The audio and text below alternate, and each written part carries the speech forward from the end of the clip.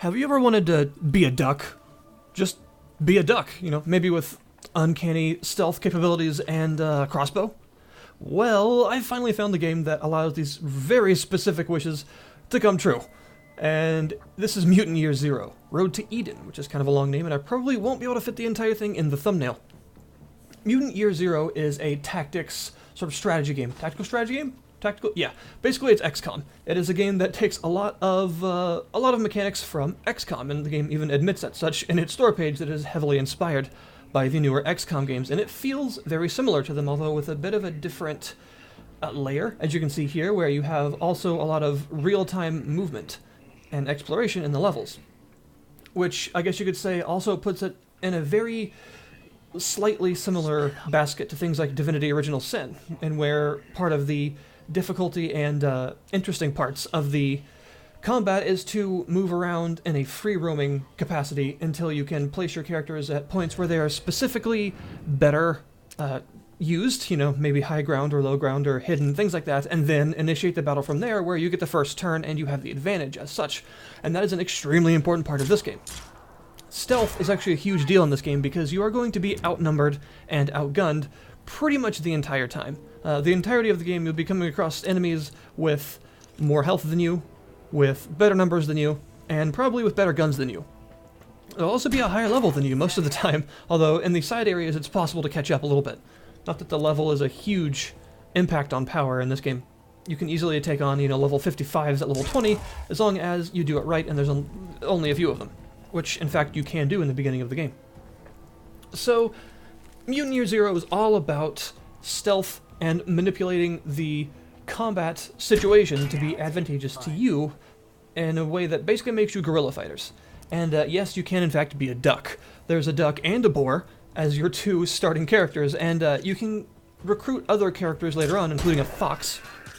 Yes, a fox. And each character has their own sort of specializations. You can technically equip them with whatever you want. You can find weapons and attachments and armors and helmets and the like throughout the game. But if you want to really get them going with the best sort of style that they can play as, you need to look at their mutation trees. Every single mutant you play as mutants has a mutation tree, and throughout these trees are going to be passive mutations, minor mutations, and major mutations. And you can equip one of each on any given character, but you're encouraged to get more than just the one that you want immediately because you can switch them out at any time in the inventory screen. So the idea is to have multiple mutations for multiple situations. For instance, you may have a really useful one called Circuit Breaker that lets you disable any mechanical enemy for a turn. Just one turn of it not being able to do anything, and you can just wail on it, which is extremely useful for a variety of reasons.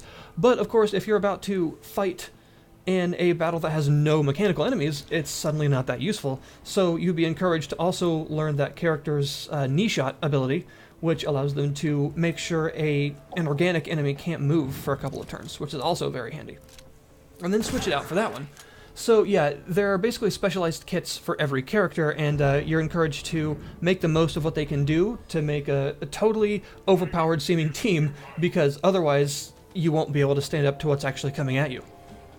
This game is definitely a difficult game. If you're looking for an easy strategy game, this is not it. Very similar to XCOM, it is quite challenging, although the percentage chances are a little bit more granular in this game, by which I mean, in XCOM you can have very specific chances to hit or miss with your shots, like, 86% or whatever.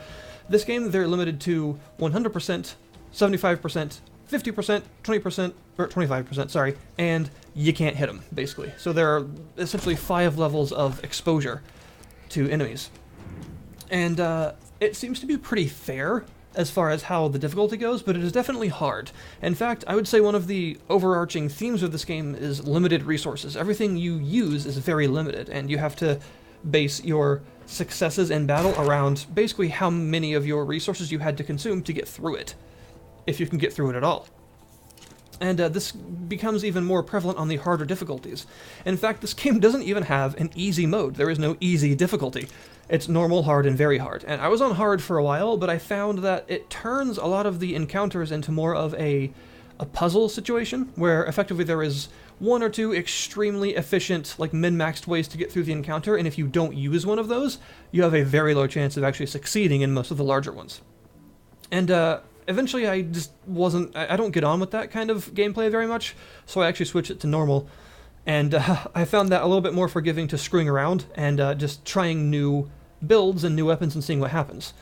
If you make mistakes, you're still very heavily punished for it no matter what difficulty you're playing on, but I found that in hard and very hard, you're basically punished a lot. It's still pretty balanced and fair, and a lot of people will generally get on with the whole idea of an encounter being more of a puzzle than like a pure fight. But I personally am not as big of a fan of that style, so normal mode is for me, I guess, because in normal mode you get healed after every battle is over. Your characters get a full heal. In hard mode, they only heal up to halfway if they were below that, and in very hard they don't get healed at all.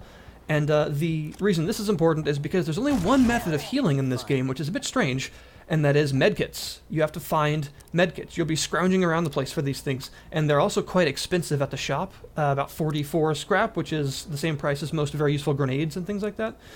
And you don't find them all that often, and I would think that in a game like this, if you went to the Ark, which is your sort of safe zone that allows you to shop and upgrade your weapons and things like that, that you would actually get healed when you go back there, or there would be an option to maybe rest and heal for a price or something.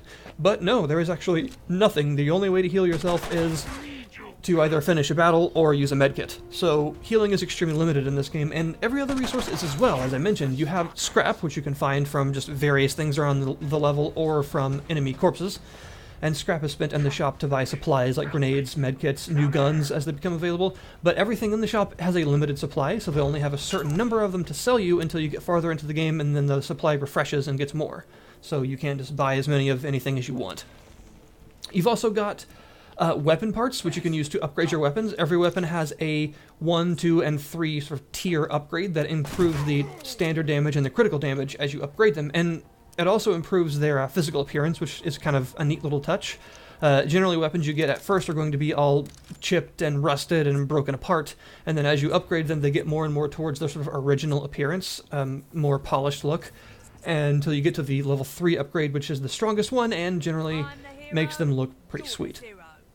You can find all sorts of weapons around the place, everything from shotguns of various kinds to sniper rifles, crossbows, silenced pistols, needle pistols, and even energy weapons, which there aren't very many of course, but they are very, very strong.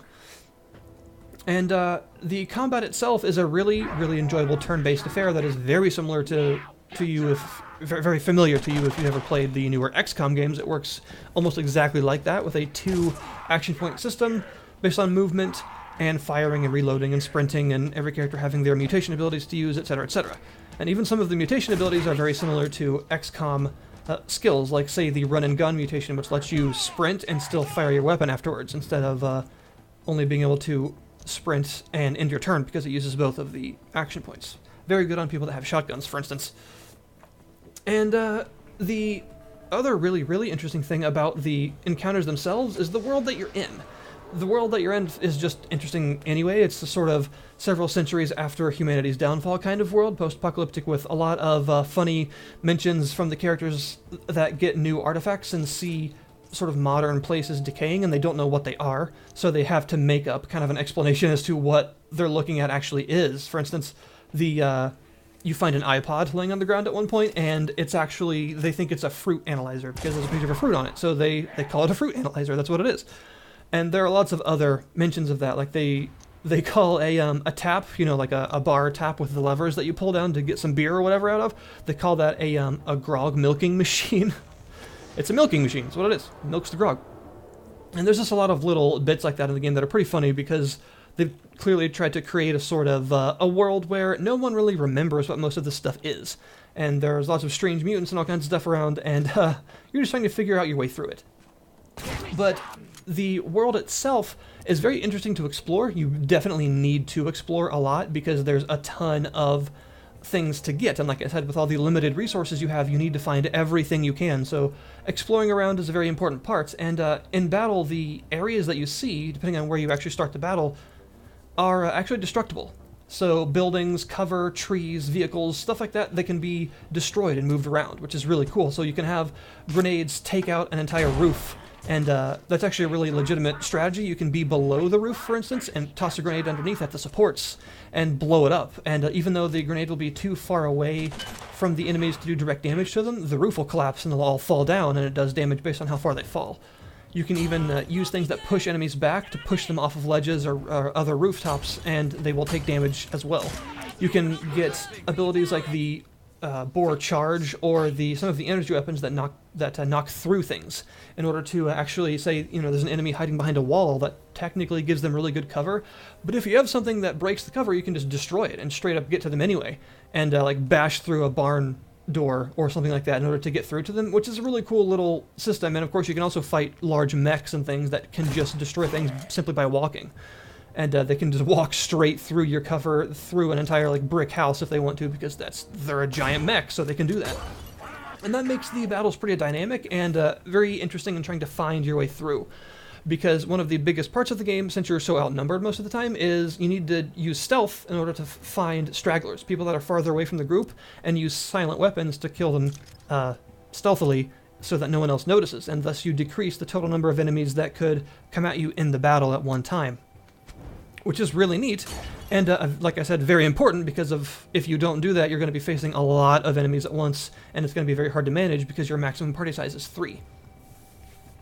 You can also use the stealth mechanic to stealth around enemy sort of emplacements and various enemy patrol routes and get more resources, and then go back to the Ark and upgrade yourself, and then come back better upgraded and actually fight them then. So stealthing around is extremely important, and it can actually be really fun to just have all of your members in different parts of the map, one up high in a building somewhere, one behind a tree waiting for a patrol to go by, and one like hiding behind a truck just waiting for the other guy to trigger as well, and then just, have them all stealthily, silently waiting, and then ambushing the enemies from that point, then making sure that everything goes how you planned it, because you get the first turn if you ambush correctly, and it's your job to try and make the battle as advantageous to you as possible.